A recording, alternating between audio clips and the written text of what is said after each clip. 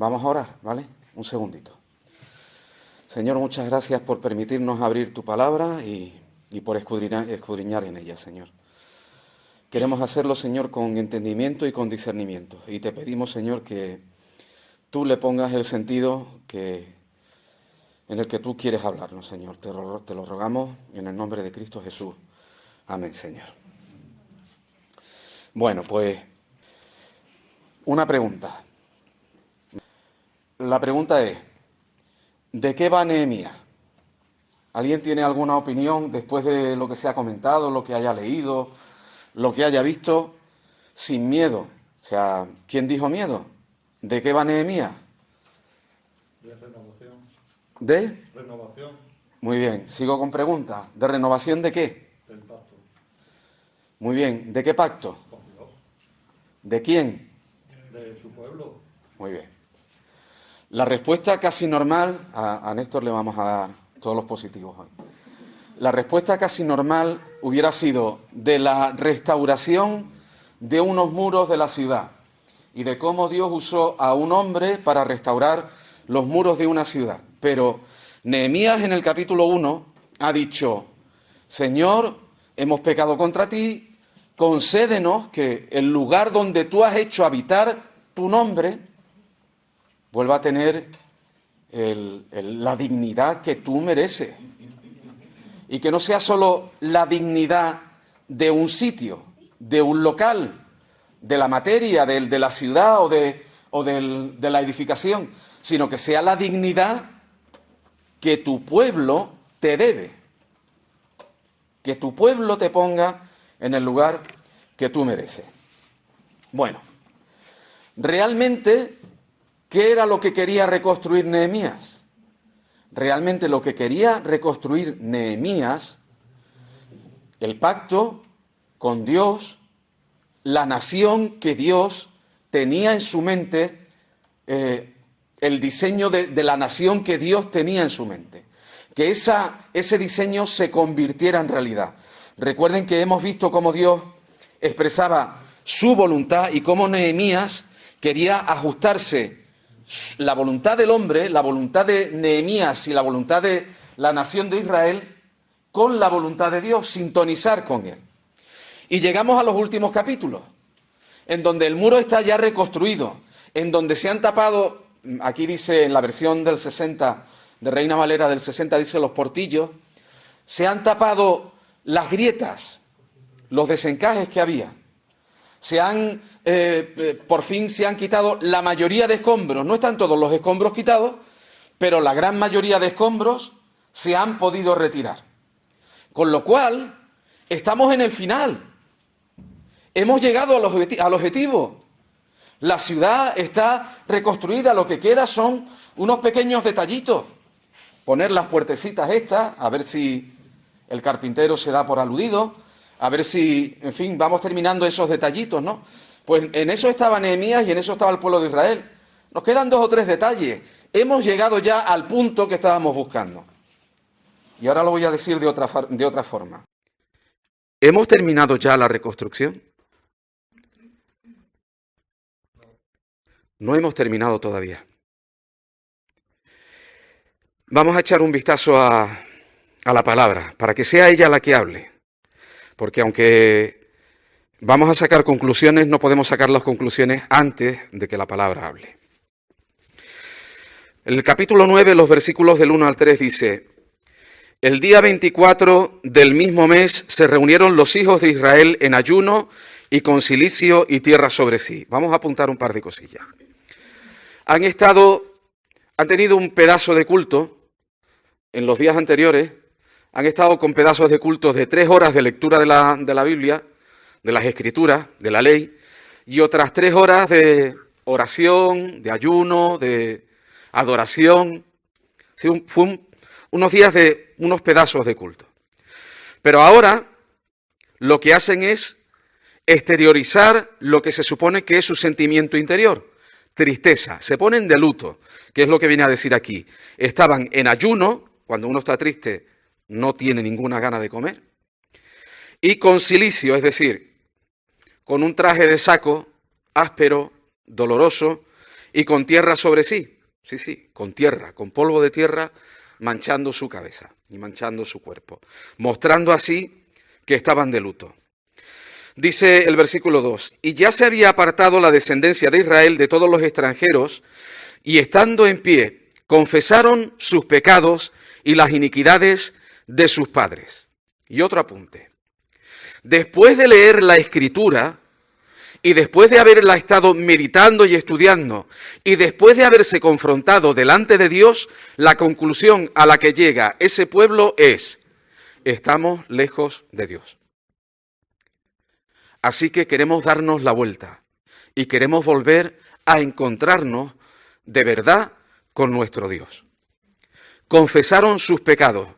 Si utilizamos un lenguaje novotestamentario, por decirlo así, hablaríamos de arrepentimiento, es decir, voy por un camino, pero me voy a dar la vuelta. No solo voy a cambiar de camino, he cambiado mi mentalidad con respecto al camino que estoy siguiendo y quiero seguir otro camino distinto.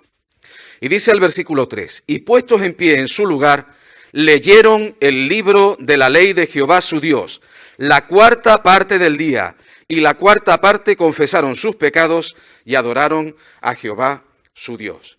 Y la conclusión es que de la misma manera que para reedificar un edificio materialmente, un edificio que se ha derrumbado, lo primero que hay que hacer es sacar los escombros. Para una nación, para el pueblo de Dios, para cualquier hijo de Dios, tanto individualmente, insisto, como pueblo, lo que hay que hacer primero es desescombrar. Es sacar aquello que nos va a impedir edificar. Y lo voy a volver a repetir porque es muy serio. Hay que sacar primero aquello que nos va a impedir edificar. Hay cosas sobre las que no podemos edificar según la voluntad de Dios. Y esto es muy serio, porque esto exige de nosotros que confesemos delante de Dios, no delante de los hombres, que confesemos delante de Dios aquellas cosas que estamos haciendo mal. Y el primer paso es que lo confesemos delante de nosotros mismos. Que seamos valientes para, enfrentados con la palabra, decir: Señor, vaya como soy. Vaya como soy. Y eso es lo primero que hay que sacar. ¿Qué hizo este pueblo para reedificar? Para restaurar no los muros, sino para restaurar su relación con Dios. Lo primero, fundamental, básico, imprescindible, con lo que no puede faltar y es absolutamente necesario, volver a la palabra de Dios. Y dice el versículo 8 del capítulo 8 que leían la palabra y había por allí gente que le ponía sentido a la palabra. Y esto es muy importante también, porque no es solo leer la palabra, no es solo mirar la palabra y escudriñarla, porque si no le ponemos sentido a la palabra, lo que acabamos sacando es un conjunto de leyes y de normas. ¿Qué necesidad hay? Si esto es solo ley, ¿qué necesidad hay de ponerle sentido? Sin embargo, la palabra de Dios tiene necesidad. Es necesario leerla con el sentido que tiene. Por eso, nosotros insistimos tanto en que hay que contextualizar Primera de Corintios, Nehemías, Mateo. Hay que saber cómo era Mateo, lo que pensaba Mateo, todo lo que podamos, el evangelista Juan, o cómo era Isaías o Amós.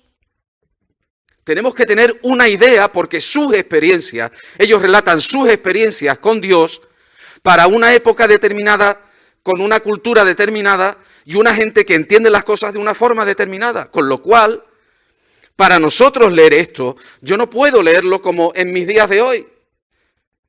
Porque en los días de hoy, en el día de hoy, fíjense cómo estamos, que estamos con mascarilla. Porque la norma ha cambiado. ¿Cómo le puedo explicar a mis hijos que mantuve una relación con su madre de 7 años por carta, si hoy todo se hace por vía email? Y en un momento determinado eso está en 10 segundos. y una carta tardaba 3 días en llegar. ¿Cómo se explica eso? No lo podemos entender desde nuestro punto de vista. Luego, lo primero fundamental es volver a la palabra de Dios, no al literal, al sentido de la palabra de Dios. Y reconocer no la palabra de Dios, sino al Dios de la palabra. Porque es lo que nos muestra, es de lo que nos habla. Y una vez que hemos vuelto a esas cosas, arrepentirnos, es decir, confesar y cambiar. Confesar y cambiar.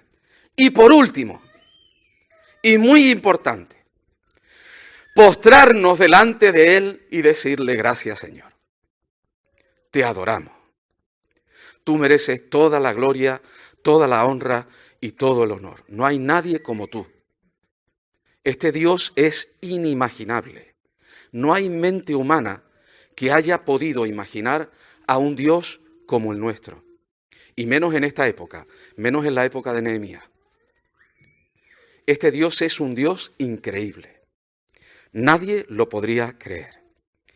Y la adoración, dice el versículo 5, empieza con dice que dijeron los levitas, da una serie de nombres, y por no equivocarme con los nombres, me los voy a saltar.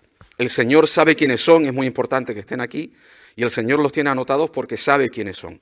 A nosotros nos suenan solo nombres raros. Dice: levantaos, bendecid a Jehová vuestro Dios desde la eternidad hasta la eternidad, y bendígase el nombre tuyo glorioso y alto sobre toda bendición y alabanza. Amén. Tú solo eres. Y lo primero que la palabra nos lleva a reconocer es quién es Dios. Es normal que nosotros digamos: Señor, gracias por haberme salvado. Gracias por bendecirme con lo que quiera que sea. Gracias por darme la oportunidad de lo que quiera que sea. Pero el pueblo empezó a adorar a Dios no por lo que habían recibido, sino por quién es Dios. Y es fundamental que nosotros reconozcamos quién es Dios. Después, dice el versículo 10, e hiciste señales y maravillas, pero han pasado unos cuantos versículos, Hasta hiciste señales, prodigios y maravillas, han pasado unos cuantos versículos, se han dicho bastantes cosas. Así que primero es darnos cuenta de quién es Dios, y segundo, de quién o de qué ha hecho Él, qué está haciendo Él en los muros de nuestra vida, en el templo de nuestro corazón, de nuestra alma. Él es el Dios omnipotente, digno de toda gloria, de toda honra, el Rey de Reyes, el Señor de Señores. No merecemos que se acerque a nosotros y, sin embargo, no tenemos palabras para expresar como Él se merece, la alabanza y la bendición que Él se merece, pero sin embargo, Él está en nuestra vida. El Dios que adoramos, el Dios al que servimos. Para eso se sacó al pueblo de Egipto, para que le sirvieran. En segundo lugar, capítulo 10, versículo 29. Todo eso tiene como consecuencia algo fundamental, nuevamente muy importante. Cualquier detalle va a resultar importantísimo. 10:29 dice: se reunieron con sus hermanos y sus principales para protestar, o para reclamar, o para confesar y jurar que andarían en la ley de Dios que fue dada por Moisés, siervo de Dios, y que guardarían y cumplirían todos los mandamientos, decretos y estatutos de Jehová nuestro Señor. Después José Antonio va a hablar del capítulo 13 de Primera de Corintios. Pero Nehemías nos da un adelanto. Cuando uno se da cuenta de quién es Dios y de lo que está haciendo en su vida, a uno no le queda más remedio que decir: Señor, de aquí en adelante soy tuyo. Segundo punto, el compromiso. El compromiso. Hace muchos años, claro, nos tendieron una trampa, aquello fue una trampa. Un señor estaba predicando y estaba hablando acerca de la India, un misionero que estaba en la India. Y entonces éramos un grupo de jóvenes, ustedes saben, venga, vamos, la India, estupendo. Todo el mundo estaba muy ilusionado allí por la obra que se estaba haciendo en la India. Y aquel hombre nos lanzó un reto, nos lanzó una propuesta. ¿Quién está dispuesto a orar 5 minutos cada día por la India? Claro, 5 minutos. Todo el mundo, todas las manos levantadas. Nosotros oramos 5 minutos. Dice, cuidado, que el compromiso no es 5 minutos. El compromiso es cada día. El compromiso es cada día. Aquellos hombres lanzaron un escrito, dijeron, Señor, te serviremos, seguiremos por ti, cumpliremos tu ley, haremos lo que sea necesario por atender tu casa, porque no falte de nada en la leña y la adoración, el fuego perpetuo esté continuamente ardiendo, que el servicio en tu templo sea algo de continuo, que haya cantores, que estén allí los levitas, que haya granos en los almacenes. Señor, vamos a atenderlo todo. Pero resulta que había gente que quería vivir en la ciudad, en Jerusalén, pero había gente que no quería vivir en Jerusalén. ¿Por qué? Porque Jerusalén era una ciudad, aunque reconstruida, todavía con muchas carencias. Negocios cerrados, poca gente, casas por reedificar.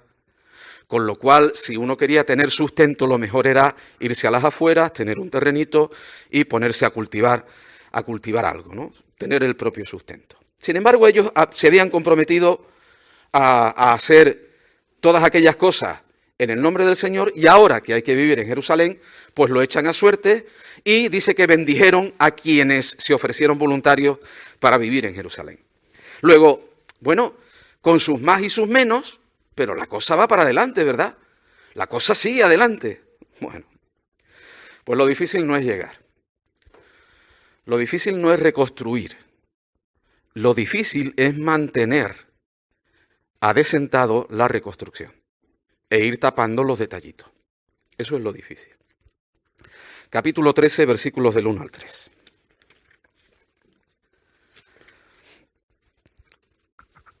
Aquel día se leyó en el libro de Moisés, oyéndolo el pueblo, y fue hallado escrito en él que los amonitas y moabitas no debían entrar jamás en la congregación de Dios, por cuanto no salieron a recibir a los hijos de Israel con pan y agua, sino que dieron dinero a Balaam para que los maldijera. Mas nuestro Dios volvió la maldición en bendición. Cuando oyeron pues la ley, separaron de Israel a todos los mezclados con extranjeros. Es decir, cuando nosotros hacemos la primera limpieza de escombros y empezamos a andar en los caminos del Señor, o empezamos a andar como pueblo siguiendo los caminos del Señor, no hemos llegado al fin del camino. Todavía hay cosas que van saliendo a la luz y que estaban pendientes de arreglar y que es necesario enfrentar y afrontar. Recuerden que en un momento determinado hablábamos de que nada debe quedar debajo de la alfombra, nada. Si alguien tiene un resentimiento, un mal sentimiento, algo que le molesta, algo que le está produciendo resquemor, es necesario afrontarlo. Y si es algo entre hermanos, aunque no nos llevemos bien, porque no nos tenemos que caer bien, que no tenemos que a mí me gustan los aviones y que a otros le gustan los coches, que no tenemos que hablar de las mismas cosas y no tenemos por qué llevarnos bien, pero tenemos que buscar el punto de unión en el Señor. Porque de cualquier otra manera lo que se produce es que los muros se agrietan. Y las grietas se van ensanchando y provocan al final la rotura. ¿Qué pasa? Versículos 4 y 5. Y antes de esto era sacerdote Eliasib. Siendo jefe de la cámara de la casa de nuestro Dios, había emparentado con Tobías y le había hecho una gran cámara en la cual guardaban antes las ofrendas, el incienso, los utensilios, el diezmo del grano, del vino y del aceite, que estaba mandado a dar a los levitas, a los cantores y a los porteros, y la ofrenda a los sacerdotes. El tiempo se echa encima, así que voy a tirar para lo corto, ¿vale? Un resumen muy, muy cortito. ¿Recuerdan los nombres de Tobías, Sanbalat y Gesem el árabe? eran 3 personas que cuando Nehemías volvió a Jerusalén, eran 3 personas que empezaron a decir que, bueno, ellos no querían el bien de Israel, según dice la palabra. Nehemías pedía el bien de Dios para Israel, pero ellos no querían el bien de Dios para Israel. Ellos querían otra cosa, querían que les fuese mal. Pues esos 3 hombres, Tobías, Sanbalat y Gesem, el árabe. Resulta que lo primero que hicieron fue lanzar mentirijillas, ¿vale? Es decir, ustedes lo que pretenden es tal. Después lo que hicieron fue tratar de desanimar a la gente. Después lo que hicieron fue tratar de atacar directamente a Nehemías, meter miedo y después atacar a Nehemías. ¿Y qué es lo que hacen ahora? Emparentar. Como no han podido destruirlo desde fuera, tratan de destruirlo desde dentro. Y el problema no es que lo intenten destruir desde dentro. El problema no es que el mundo se meta en la iglesia. El problema es que el sacerdote Eliasib no solo le había permitido entrar, sino que le había hecho un lugar preferente en el templo de Dios. Dice que un lugar de almacenaje. Y eso nos hace pensar. ¿Por qué en un lugar de almacenaje? Porque alguien había olvidado su compromiso. El compromiso de mantener los almacenes llenos de grano, de vino, de leña y de todo lo necesario para mantener a los levitas que servían en el en el templo, y para mantener el culto, el servicio diario a Dios en el templo. Y esto es terrible, porque eso significa que aquel pueblo que se había comprometido con Dios había olvidado su compromiso y había desatendido aquello a lo que se habían comprometido. Y un servidor les puede hablar de lo que pasa cuando uno desatiende los compromisos con Dios en su vida.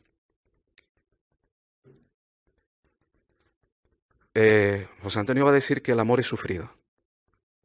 Y el amor se aprende sufriendo. El amor se aprende sufriendo. Y se conoce el amor de Dios porque Dios nos trata como a hijos. Y nos castiga. Y nos reprende. Lo ha estado haciendo durante toda la historia con el pueblo de Israel. Y llegados a este momento que parecía que era el momento culmen, el momento espectacular, el momento en el que todo había terminado y en el que todo ya estaba acabado y que por fin la nación de Israel iba a poder liberarse, resulta que nada más ha pasado un poco de tiempo, en cuanto Nehemías se fue a atender unos asuntillos y volvió, se encuentra con que la casa de Dios está desatendida, que aquellos hombres no guardaban el día de reposo, y perdón que me extienda con esto, pero es absolutamente necesario. No significa, lo que le molestaba a Nehemías no era que no guardaran el día de reposo. Lo que le molesta a Dios es el por qué. Porque estaban atendiendo sus negocios. Un día más para comerciar. Un día más para conseguir algo. ¿Recuerdan lo que pasó en el desierto? El día antes del sábado guarda 2 porciones de maná, pero el resto del tiempo nada más que una, lo de cada día. Pero la víspera del sábado guarda 2 para el día siguiente. Lo que sea suficiente, lo que sea necesario. ¿Por qué? Porque tenemos la costumbre, como seres humanos, como personas, como la vieja carne, el viejo hombre, de pensar que lo que se consigue, lo que se edifica y lo que se está haciendo es por nuestro esfuerzo. Y lo hemos conseguido nosotros. Sin embargo, Dios quiere que mantengamos nuestra humillación delante de Él. Y que reconozcamos siempre que Él es el único que es digno de toda adoración. Y que si tenemos algo, que si algo recibimos, es porque Él provee. Este libro termina bien, pero termina mal. Pero termina bien. Hay un contraste de cosas que van sucediendo. Y esto nos tiene que enseñar, queridos hermanos, esto nos tiene que enseñar que vamos a seguir andando un camino en el que no nos van a faltar ni Tobías, ni Sanbalat, ni Gesem el árabe, en donde no nos va a faltar el desánimo, en donde en algún momento puede que no nos falte la apatía y digamos, ¿para qué? Incluso que en algún momento podamos sufrir un bofetón en la cara y decir, pues ya nunca más. Pueden pasar esas cosas, y esas cosas pasan. Y negarlo es arriesgarte a recibirlo en cualquier momento y no darte cuenta. Bueno, pues eso nos llama la atención para que el compromiso que hemos hecho delante de Dios sea algo que mantengamos firmemente delante de Dios siempre y cada día. Nehemías empieza, recuerdan, diciendo, Señor, mira el mal en el que está tu pueblo, por favor, concede bien. Y acaba diciendo los versículos 30 y 31, el versículo 29, perdón. Me he perdido.